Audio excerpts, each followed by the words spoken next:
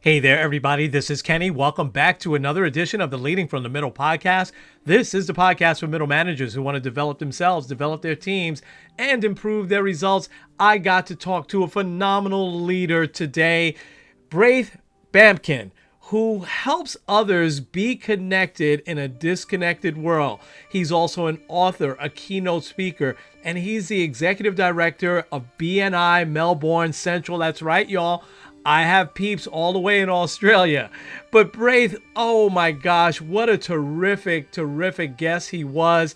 You want to really listen to how he talks about how we've lost it, how we have become more disconnected, but it's not too late. What can we do about it? Listen to his advice and solutions on how we can become more connected.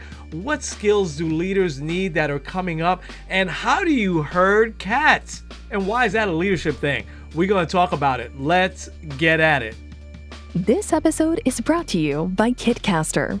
Kitcaster books you on top podcasts. How do funded startup founders attract prospects and talent? Podcast interviews. How do entrepreneurs with exits find new deals? Podcast interviews. How do C-suite execs differentiate in crowded markets? Podcast interviews. Kitcaster books you on top podcasts. Click the link in the show notes for a special offer. Celebrate good conversation. Hey there, everybody. Welcome back to another edition of the Leading from the Middle podcast. I have got a phenomenal leader with us today who is going to drop some knowledge and some fun on you. But boy, oh boy, I can't wait to get to some of the topics that he really specializes in and really pull from his great experience. So this is a guy who helps people be connected in a disconnected world. And I want to find out more about what he means by that.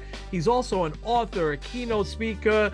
Braith Bamkin joins me today. Braith, it is so great to have you. How you doing, sir? Kenny, it is so good to be here. I love your energy. I love your enthusiasm. You got me with the smile. Thank you, man. I appreciate that. It is so interesting what you do, and you have some really great experience. I'd love for you to tell the audience about your backstory and how you got to where you are right now, which is really devoting your life to helping so many others in this whole leadership and disconnected world. How did you get there? What are some things that what's your backstory and what brought you there? Mate, do you want to go back to the 80s? Yeah, go back as far as you want. Yeah. Let's go back to the 80s. Look, in 1987, Australia, obviously, if your audience can't tell, I'm Australian. Australia was really maturing and we were going through a big building phase. And we had in 1988, the bicentennial. It was a very big year with a lot of celebrations. And I just started in 87 working in a commercial textile company. We were selling fabrics to interior designers and architects for big commercial projects. And the woman that owned the company hired me. I don't know why. I had no experience, but she liked me, which was great. And she took me under her wing. And one day, very early in my journey, we were driving into Sydney City, across the Sydney Harbour Bridge, which is beautiful. And I was sitting there looking at the pillars as we were driving across. And she said to me, Braith, if you want to be successful in this business, you need to learn how to network. So I'm like 20 something. I'm like, I don't even know what that word means. So we did our day of business in the city and we were coming back across the Harbour Bridge and I saw those pylons and it sparked me. I said, Judith, what did you mean by networking? And she said, I'm so glad you asked. And she spent the next few years mentoring me on how to build business through referrals and networking. And it was the best experience I could have ever had. Wow. Because I love people and I love connecting with people. My undergraduate degree is in organizational psychology, so I'm fascinated by groups and people, and I'm really intrigued by the way people connect. And she taught me how to build relationships. But the thing that I learned from her, which I would love for your audience to take away, is if you're going to build a network, or if you're going to grow your business through referral, or you're going to grow your business at all, the first thing you have to do is want to help other people. Yeah. Because if you start from there, everything else just falls into place. It is the best lesson I ever learned. Oh wow, what a great lesson. I love everything about your story. And man, just if you want to build a network, just start by helping other people. And if you want to be Right? successful, I think we can add so many others underneath that. You're so right. Yeah. That's so awesome. Hey, look, what I will say to you is, I know your audience, your audience are often middle managers, people working in retail. Often people don't really plug in with that. They really think that they've got to get, and they've got to have Yeah. immediacy. But if you learn that lesson, and you think about the people who have helped you or managed you in the past that have really been successful at getting the most out of you, what have they done for you? They've helped you first, because Mhm. we've all had that experience, but Mhm. sometimes we don't think, oh yeah, I got that experience, because my best managers always lifted me up, and that's Mhm. helping me. And when you see that and you're in that position yourself Mhm. for a manager, Hmm. Uh-oh. I think you're Okay. recording. Oh, there we Okay. go. Yeah, We're we're having a good. trans-Pacific internet link. The satellite says no. It's okay. Maybe Elon Musk, maybe X pulled it down. Oh man. Just a tremendous, tremendous story. What was there? It sounds like the lady you were talking about had quite the impact for you. Was there one or two Yeah, other aha moments for you as you were going forward? Because what you said was so powerful. Was there another yeah, moment or two that said, you know what? This is what I got. I'm just going to help people and I'm going to help them grow and connect. Was there another moment or two for yep. you, Braith? Well, there's two I can think of. Sure. So in the late 90s, I moved to Melbourne for a job. I was in Sydney, and I got moved to Melbourne, transferred to Melbourne. I knew no one. I didn't know anyone. I had one friend of a friend down there, and I said, I need to build a network. I need to get to know people. So what I did is I started a monthly networking get together, and I just went and door knocked people and asked people. And the very first month, we had 30 people turn up. And I thought, wow, 30 people, that's amazing. The second month, we had 72 people. The Wow. third month, we had 156 people. And by the sixth month, we were sold out every single month. And it was 350 people. That's all the venue could take. I could not believe it. And you know what I realized? People were coming because the people I asked to help me with it, because I couldn't do it all by myself, I said, what we're going to do is we're going to make sure that whenever somebody comes into this room, they're going to meet somebody that is going to be helpful for them. And so no one ever came and was left in the corner to, in those days, we didn't have mobile phones like we do now, but, people would sort of hang in the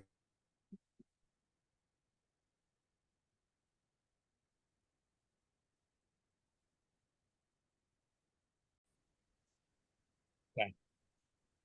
So the second moment in my life was years later. I had bought a franchise mattress store. So I was the national sales and marketing manager for that franchise of that business. And I loved it so much, I decided to buy a franchise. And I realized that I needed to get a new source of customers, because retail's tough, right? Retail Yeah. can be tough. And it was tough Yes. back then. It's even tougher now. But what I realized was I needed to connect with health professionals rather than people who had bad backs. So I started going and meeting health professionals in my local area and bringing them into the store. And we did really, really well. And then I got invited to go to this thing called BNI. I don't know if you've heard of BNI, but it's a professional networking organization that's the largest type in the Oh, world. There's yes, 300. yes, yes. Yeah.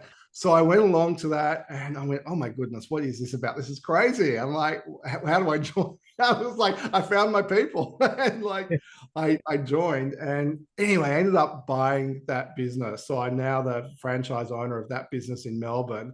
Wow. And, you know, so it's interesting that you see my live has had this trajectory of connecting with people and wanting to help people. And now I have this really cool business where I do this professionally. And then I get to speak as a keynote speaker on connection.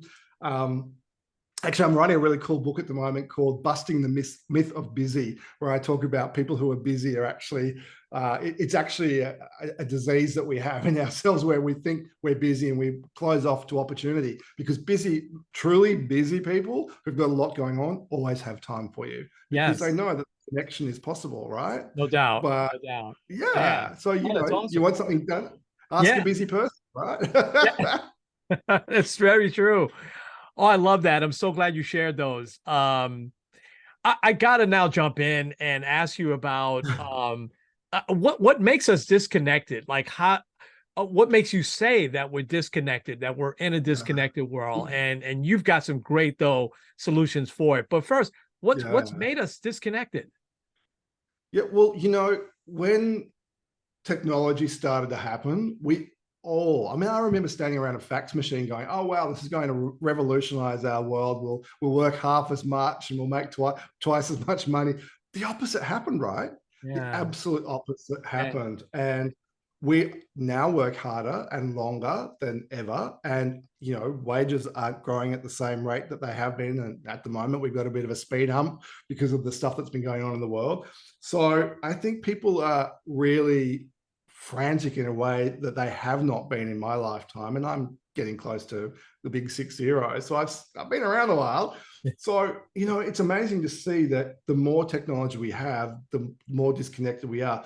And what's happening is media has become all prevalent in our life. And the psychology of media is it needs to have a negativity bias, right? The only way it hooks you in is to have the negative stuff.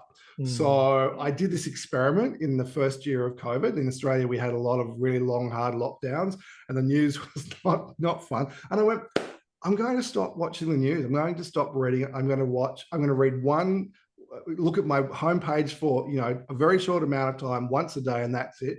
And you know what? It changed my anxiety levels around the whole lockdown. I went, wow, this is really fascinating. And, I'm on the side, I'm a breath coach and a laughter yoga instructor because I do that for fun. And I know that our vagus nerve, if we're constantly having this negativity pushed at us, the body reacts by thinking that we are in a high state of stress.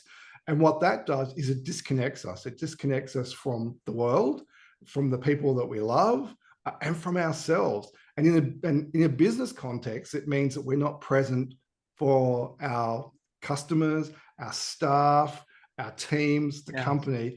And you add on to this the technology that we now use every day, and we're very addicted to our smartphones. I mean, I can't leave the house without my smartphone now. Right. Right.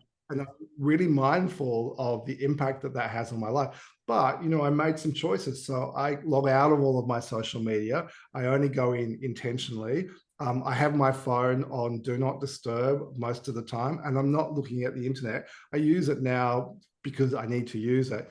But science is showing us that our attention span is getting shorter and shorter and shorter. And the absolute proof in the pudding, Kenny, is when I see young people joining BNI, they do not have the skills that people of my age innately have of connecting with other people and talking to them.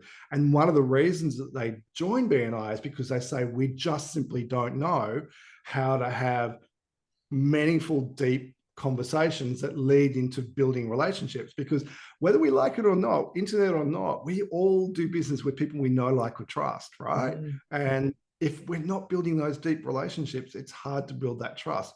Even in the digital world, you need to know how to build trust, and that transpires into the outside of digital world. So the world is conspiring against us. So it's disconnecting us, and it's addictive because those things are designed to get you hooked in. Social media is designed to suck you in and be fully present with social media. They know what they're doing, right? They're not stupid. And same with games. Gaming is very much designed. It's operant conditioning. So we're getting little fixes of dopamine. So we kind of stuck being pulled into the technology because then we think we can't live without it. And then when you are living in that space where you can't live without it, you are disconnected. So it's an epidemic. Wow, what you said is so powerful. And It is so true. And we thought, and I'm, of the same age as you. So when, fax machines came, yeah, you're right. I mean, and probably half of our audience right now is saying fax machine. What are they talking I know, about? right? And I started at Sprint in 1998. So right there at the beginning of cell phones and, kind of taking over. But we actually thought the opposite would happen, right? That it would connect us more. So Yeah. what are some practical things that leaders can do about that disconnection and make us more connected? Well, the one thing I would say to leaders is the only way that you are going to achieve what you need to do is to have really amazing people around you. Mhm. And those people that support you are your success um, drivers. You will not have success unless you have people around you that give the organization success. And the only way you get the best out of people is to be fully present to their needs. So I learned years ago, it's interesting you work for Sprint because in the 90s, I moved from textiles to telco. I worked for Nokia when it was Yes. really cool. And then Yes. I worked for Telstra, which is an Australian version of Sprint. But you've got to learn to look after your people and be present for them and help them to get the most out of their role, because if they don't shine, you can't shine. And it's also comes back to that giving concept that, if you have an abundant concept in your life, then if you're giving to the people below you and really making them succeed, you should make them better at your job than you, so that you can move on and they can move on as well, because that's the way the world works. Because if we all move up, the cohort moves up and collectively we're all better. But so often people are so present with their own stuff and they're anxious around what's going on for them, is they don't invest the time in the people that are going to get them the success that they're looking for. So I see it so often that people get so caught up in their own stuff and their own worries, anxieties, and that they just aren't present for people around them. And how often have you heard people say, he or she's a crap boss? And I guarantee that the team that are saying that don't feel that that person is there for them. Because that's Yes. your number one job, right? It's your number one job. Absolutely. Absolutely. Absolutely. I love everything you said. And I want to go back how you did some practical things yourself that, you said that, hey, I think this phone was controlling me now a little bit too much. So I did some very intentional things, just Yeah. now, I go on social media when I want to go on. I love that. Um, do you recommend that leaders share things like that? And because I think people will follow their example and that will maybe help them a little bit, right? I have a really great response to that. I have a show, don't tell philosophy. If you tell people how to act, think, and behave, you're not bringing them for the journey. Yeah. If you model the behavior that you want, people respect you, they'll come for that journey. So showing up the way you want people to show up is the best way for them to model that behavior. Because if they respect you, and respect is earned, it's not given. If they respect you and the way you are being, then they will follow. I'll give you a really great example. A friend of mine recently left a job, and his manager was, we all have to work in the office 3 days a week. That's now what we want, because they hadn't come back fully from COVID. But she wasn't there at all. She was working from home the whole time. Wow. And the team were like, well, you want us to be here, but you're not here. Yeah. And so he felt a real disconnect to her as his manager. And he was in a relatively senior role. He said, I have no respect for her. She's not showing up the way she wants us to show up. So I can't be part of this. So that's the way to do it. Yeah. Oh, no question. No question. I love that. I got to ask about this. You said that you've learned a lot of lessons, and I think this is on the same vein, but I'm anxious to hear you talk about this. You learned a lot of lessons by herding cats. Talk a little bit about that. What does that actually mean?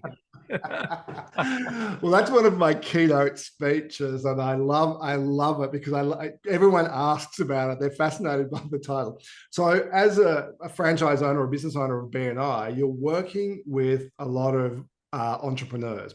And you get 40 or 50 entrepreneurs into a room, you've got a lot of ego in there. There's a lot of ego, and it's totally fine. It's totally fine. Yeah. But they're looking to you to lead, but they don't want to be led, because they're all like, I joined this because I'm an entrepreneur, because I don't want to have to work for a boss. So I'm my own person. Like, I still want you to lead.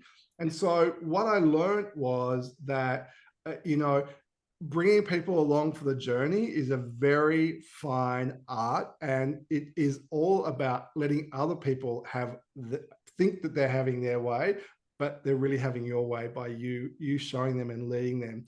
And it's all about asking really great questions. It's about being incredibly present, because when you're present, you don't take on the drama, because people will pile drama on you. In your audience will have a lot of drama coming at them, because that's where it happens in the workplace. A lot of drama gets thrown on you. It's never about you. But so often I see people make it about them. There have been periods where I made it about me, and of course, if you make it about me, you've already lost the battle, because it's never about you. That's Never always about you. something that's going on for that person. So really, you need to be an example. And I talked about giving, and I spoke to one of my members yesterday. We had our big awards thing last week, and she said, the thing that I really love about you is that can I swear on this podcast, or do I? Yeah, you can, of course. Yeah.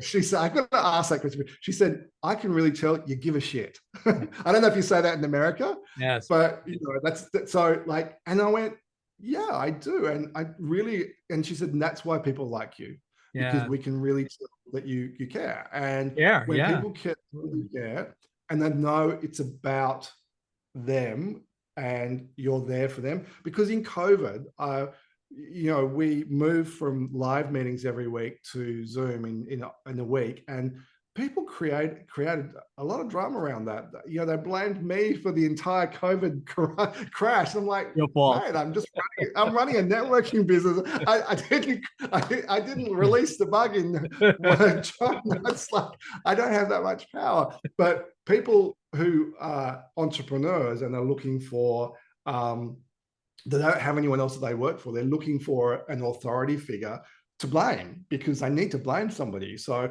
they weren't blaming the state's premier or the nation's prime minister. They were blaming me. I'm like, I have so little control in that.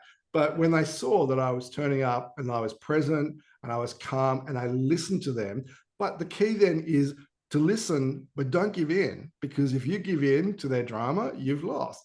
You need to hold firm. Yes. And you need to know, and we have a really clear set of values in the organization. I have personal values. I have my own personal mission, my own personal overview of where I want to take the business. And if it's not on mission and it doesn't align to my values, I can't say yes to it. Yeah. And people will respect you for that. So I really encourage people to have a clear vision, a really, really clear mission, and very, very well considered values, because every decision that comes your way is easy then, because you can say, is this part of the vision? Is it on mission? And does it align with my values? And if there's a no to any of that, it's a no to everything. Yeah, absolutely. Wow.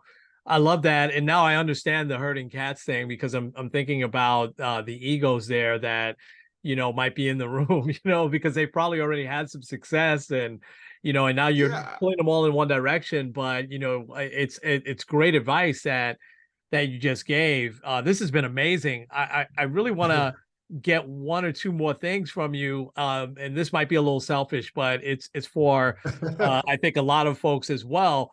I have young kids in their 20s trying to navigate, the business world now, that have grown up in the generation we talked about earlier, right? That lived online, as they came up. You and I didn't. I mean, I had a rotary phone, in our house, growing up, and so now what would be, because I love what you said about if it doesn't align with your values. But now those values, I think, in their, late teens, early 20s are still forming a little bit, right? Yeah. What would be 2 or 3 skills that you feel that younger folks, younger entrepreneurs, younger middle managers coming up, trying to maneuver their way, what are 2 or 3 things, Braith, that you would recommend, advise them to really latch on to? Ooh, I just laughed. And sorry about that was you either edit that out or leave it in and make everyone can laugh at me. I love laughing, so there you go. Look, I'm glad you asked. I think I love that point about their values are fluid, and I think even as young adults, I'm talking teens, it's worthwhile sitting down and looking at what matters to you. Now, the easiest way to do that is just Google what are common sets of values that people have. You can Google it. In fact, I should do a worksheet on this. I might work on this later. But get the values that really matter to you. For me, it's freedom, it's education, and it's connection. So they're my values. So if this doesn't align, something doesn't align to those 3 things, then I'm not going to do it. I have 15 values and 3 core values. So but they evolve, and I would really encourage young people to sit down today and revisit that on a regular basis, because it is going to evolve. It evolves even for people of our age. It is important that we revisit that all the time, because as business changes, as your career changes, and as your life circumstance changes, things will matter. If you go from being single and young and having fun to married with kids, you've got to have a whole different set of values, right? And then if you're towards the end of your working life, or you're in a different management role, your values will change as well. So really understand that these are not static. I talk often about values should be revisited every 6 months. So I have it on my phone in the notes section. Great. And you talked before about the temptation to go onto social media, and it's when I'm waiting for coffee, or if I'm waiting for an Uber or something. I used to get on that, but now what I do is I look at my values, I look at my mission, because it's in the notes section in my phone. I go, oh yeah, no, that still resonates. So that's a really healthy way of killing that little bit of time. So that is the biggest thing I would suggest for anyone, to really understand what they stand for. Now, whether or not it's a business values, you have personal values as well as business values. So really look at that. The other thing I'd really encourage younger people who are navigating their time in the workplace is connect with humans. It's very easy to hide behind technology. It's very easy to hide behind the apps. But human beings are designed to come together, and we learn from being proximate to each other. We learn from our body language. We learn from the energy that we give off, because I'm not going to get metaphysical here, but thoughts are energy. There's little electrical currents going in our brains. So it stands to reason that we have a field of energy around us. Because when you walk into a room and you say, oh, this is a bad vibe or a good vibe, or he feels high or he feels low today, we feel it, right? We totally feel it. But if we hide behind technology, we don't get to learn that subtlety of human connection. And it's really important that we invest time in people. And in the workplace, it's our teams or our peers. And in the home, it's our friends or our family. And, it's so easy to get stuck on television, on Netflix, and the iPad, the phone. But how powerful is it to just spend 10, 15 minutes saying, what happened to your day today, Kenny? Tell me what happened. And when you do that to somebody, they really appreciate it. No question. Phenomenal advice, and dead on. And you are amazing, sir. And the advice that you have given tonight has just been so amazing for me. God bless everything you're doing. Continue to do it, please. We need you. We need people like you that kind of get us back on the path here of being so disconnected to connecting us a little bit more. And it's caring. It's caring about people, and you show that, and you live and breathe that every day. Here's my last question. I'd love for you to talk how people can connect with you and get to work with you no matter where they're at. Yeah. Well, it's really funny since I've been doing these podcasts in around the world. People have been inviting me on to digital conferences around the world, which is so cool. Who would Yeah. have ever thought in 1988, when you were at Sprint and I was selling fabric, we'd be doing even this? It's It extraordinary. really I is. love it. Yeah. Yeah. So jump onto my website, braithbamkin.com. There's a bucket of free stuff on there. There's a really great free course, how to get yourself referral ready. It's a really cool little mini course. It takes about an hour. I love it. It will help people learn how to connect to people they want to do business with. There's lots of free quick guides in there. And if you want to book me on one of your conferences somewhere in the world, find me there and reach out. It'd be great. Can I leave you with one last little tip though? Please. Absolutely. The thing that I encourage everyone to do is do the pause. And the pause is literally just to sit and take a deep breath into the stomach and breathe out, and do that 3 times. It is recalibrating your body to yourself. People don't breathe properly these days. And, in business, we're all too busy being busy. But if you just stop and take a deep breath, you really can connect yourself. You'll get on my website, you'll get a link to my book on breathing as well. So it's really That's cool. awesome. That is, and it's great advice. And I can tell you it works. There's no doubt. It does, right? It's so simple, but it's Yeah. crazy. It's so simple. No doubt. No doubt. Braith, this has been marvelous. Again, I can't thank you enough. Thank you for your flexibility. Folks that'll be listening don't know the backstory, but thank you for being flexible with me, and so great to connect with you tonight for me and morning for you. I can't thank you enough. Keep doing what you're doing. Mate, I love it. You've got a great energy, and I really appreciate the invite onto your show. Oh, awesome. Thank you so much. Well, we'll leave it there, folks. This has been Kenny and Braith. This has been the Leading from the Middle podcast. We'll talk to you real soon.